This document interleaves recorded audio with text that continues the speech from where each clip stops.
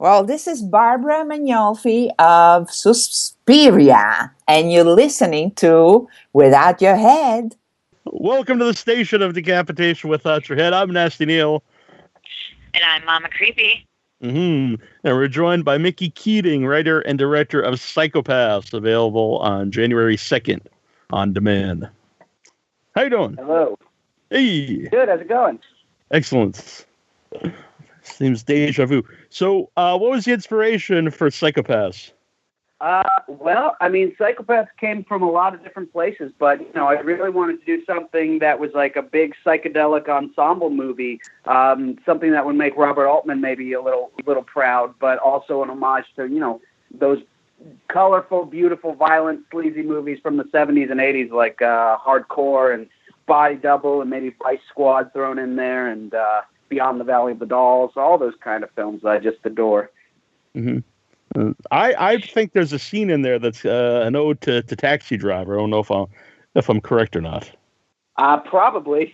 Which scene is that? The club scene? Yeah, because you get the hand, which is, and then I don't know. It's very reminiscent of Taxi Driver. Oh, thank you. Yes, Taxi Driver is probably my second favorite film of all time. So whether I choose to or not, subconsciously, somehow it will always make it into one of my films. Hmm. You mentioned colorful, and go on, Mama Creepy. Oh, I was actually going to talk about that. I loved the vibrant colors and as well the music in it. The soundtrack just went so well and complemented it so well. It really brought forth the characters too. Oh, cool, awesome. Yes, I think it's very fun to juxtapose horrific violence to very vibrant colors, because then you just find yourself not able to look away no matter what, or at least that was the goal. Mm-hmm. Yeah, I always like the contrast there. When you're actually, because it is a very visual movie, when you're writing it, do you have all the visuals and the sound in your mind, when you're writing the script? Yeah, absolutely. And I think that was kind of the difficult thing about casting this one. We had a lot of people return from my previous film, but when we were seeking kind of actors who I hadn't worked with yet, that's the hard thing to sell, because the movie's called Psychopaths. There are scenes of incredible violence. So it was very important for me to just be like, look, I know when you read the script that it's going to read one way, but here are all like the accompanying like reference visuals, all of these things that I'm thinking for each scene. So it won't be as graphic as it reads on the script. But I mean, then the movie just kind of became very graphic anyway. So, I tried my hardest. Yeah. In your mind, I love seeing Ashley Bell, and then I know she and James had actually been at Carnage Park before, but I love seeing Ashley Bell in this movie. So I was such a fan of hers in like The Last Exorcism. It was like she's all grown up now. It was great to see her in this, and James. Yes. Landy Hervé, he was just perfect as kind of a sleazy kind of guy in this movie too, and for that whole turnaround with it was just perfect. Oh, that's awesome. Yes, I mean, Ashley's just like, she's, obviously I can't say enough good things about her, and James is, you give him the stage and he goes wild. So, he in Carnage Park he was a supporting character, and for this one, I really wanted to take that insanity and dial it up to 11. And fortunately, with him, that doesn't take much. He just is a force to be reckoned with. Mm-hmm. What is it about Larry Fessenden that's in all your movies? Pretty much all your movies.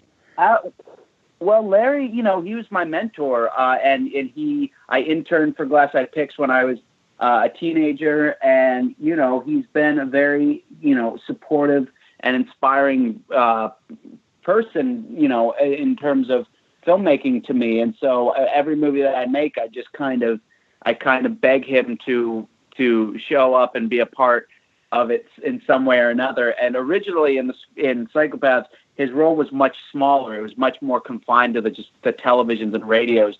But he's such an incredible actor that we ended up opening the film with him, which is great.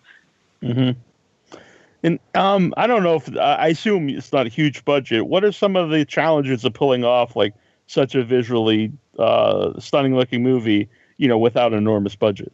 It's just, I think what it always comes down to is time. I think what we do and what I've kind of, I've committed to up to this point is writing films, knowing what kind of budget that is feasible. Cause a big mistake I feel like a lot of first time filmmakers or young filmmakers make, or independent filmmakers make, is that they write a script and then they only get a quarter or half of what they, need to accomplish the goal.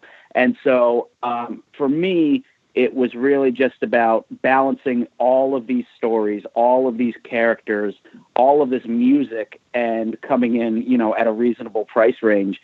And somehow we did it. It nearly killed me, but somehow we did it. I always think the use of the colors, like reds and greens and purples, and even just like the bright lights, that really raises the production value, I think, of a movie. It really, makes it look interesting, and it just adds a lot. Oh, thank you. Yes, that's my cinematographer, Max Fisk, and we've worked on, this is our 5th film that we've made together. And, the effort's really always to push each other and challenge each other. And when I said, that I wanted this movie to just be an explosion of visuals and colors, he really went for it. He went crazy. And we have the same camera team that we've worked on for 3 movies now. And so everyone's kind of a big family. And so when there's all that effort being put into it, you get all of this you get a lot more than what you originally anticipated, I think. Mm-hmm. About the violence itself, do you see Psychopaths as a movie about violence, or about the way people envision violence in movies? Well, I think that I see Psychopaths as, I just kind of wanted to present a look at violence in that way, and just kind of have it be there are violent things that happen around us every single second of every single day, and some are very sedate and some are very sensationalized, and it's really about our culture's reflection of violence in that regard. But also, I hope I didn't want to trivialize it, and so the effort was to make it very cinematic and very impactful, and my mom was infuriated when she saw the movie at Tribeca, so if that's any inclination, I think we're right on the right track. About your mom, well, obviously you saw this movie. Did you grow up watching horror movies and violent movies, and was this something she was cool with? Well, I mean, it was much to her chagrin that I was very drawn to. I went behind, I found ways to sneak in like Taxi Driver, but I think from a very, very early phase, like I always wanted to make movies and be a part of movies. I was begging my parents to see Raiders of the Lost Ark when I was like 6 years old. That really, the face melt was probably like their decision of like, oh, well, maybe we shouldn't have shown them that. But they've always, as soon as I kind of realized that, as soon as they realized that this is what was going to be my career, and that I wanted to do this, they were supportive. But my mom still sometimes is like, what went wrong in your childhood that you would think of these ideas? And I'm like, I just get ideas from other movies. That's what, art inspires art. Nothing went wrong. My childhood was wonderful. Yeah. So, and the movie's very stylized. Now there's some like, death scenes where it kind of lingers like longer than you would expect in a movie. And some things are more stylized and like a heightened sense of reality, and then some things are kind of cut away and more realistic at times. Why is that you have like such different styles within the movie itself? I just wanted to do something that wasn't so kind of blunt, and I feel like there's a bit, when I was growing up too, and my very influential years were the quote-unquote torture porn movies of the early 2000s. And I feel like I didn't want to make something that was an exploitation movie in that regard. And I really wanted to make something that was a little bit more musical and kind of lured the audience in and almost made them kind of complicit to watching this violence, as opposed to just trying to shock them or gross them out. Now, there's very shocking things in the movie, but the goal wasn't to be like, all right, well, watch how fucked up we can get, because, that's not particularly very interesting to me. And so it was kind of an approach to make it more like a ballet, where all of a sudden, out of nowhere, someone's, Achilles tendon gets slit, and the audience is always left guessing as opposed to just being horrified or grossed out. Mm-hmm. Yeah, one thing I found watching it, a lot of movies usually you end up feeling or getting invested in the victim or whatever, but watching this movie, I really found myself getting invested in the psychopath, and caring for them, and through their whole journey. And I've never really gotten that in other movies, so I found it really unique to have that journey with them. So that was an interesting. I didn't realize, or I didn't think that was going to quite happen going into this movie. It was a nice surprise. That's awesome. Yeah, I wanted to kind of create that sense of moral ambiguity, I guess, because, Ashley is so violent but so funny and endearing in the film. And same with, it's Jeremy Gardner. I feel like he's hilarious in the movie. And I feel like, movies where you watch characters, Taxi Driver is the great example, I feel like, where it's like you're watching him do horrific things and yet you're invested in him, or even a movie like John Huston's Wise Blood or something like that. Like, I just, that's showing something to the audience and making them think, like, why is this person endearing to me? Like, that's a very fun experiment. And so I'm glad it elicited some sort of reaction. Yeah, I think the biggest reaction was with Sam Zimmerman, who is the masked character, well, I don't really want to give anything away, but, I think his character was the one that I got most invested in. I was just like, no, I don't want him to die. I don't want anything to happen to him. It was just, I got very into his character. So I think his character, more than any of them, that was the one I was caring for the most. It just felt like he was this misunderstood psychopath, so yeah, definitely that was the one that I really got most invested in. That's great. Awesome. Yeah, he'll be thrilled to hear that. Because I think it's always difficult when you go to somebody and you're like, when you go to an actor, he's a great actor. And I'm like, all right, Sam, so you're going to have to find a way to convey your character without really talking or having any facial expressions.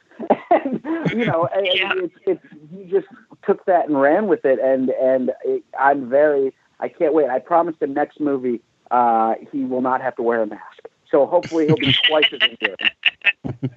What's the feedback been like for the movie?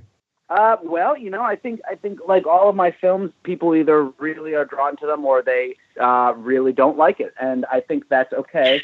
And a lot of my favorite films are movies that when I've watched upon first viewing, I was infuriated by and I didn't quite understand. But hopefully with any luck, the people who don't like it give it a chance to revisit it somewhere down the line. And so I think that's a good, I think what I really want to do, and all of my favorite filmmakers, they leave you with films that you hopefully aren't necessarily sure about how you feel about it when the credits roll, but with any luck, it kind of plants itself in your brain, and somewhere down the line, maybe you like it, or maybe you still hate it, and that's fine too.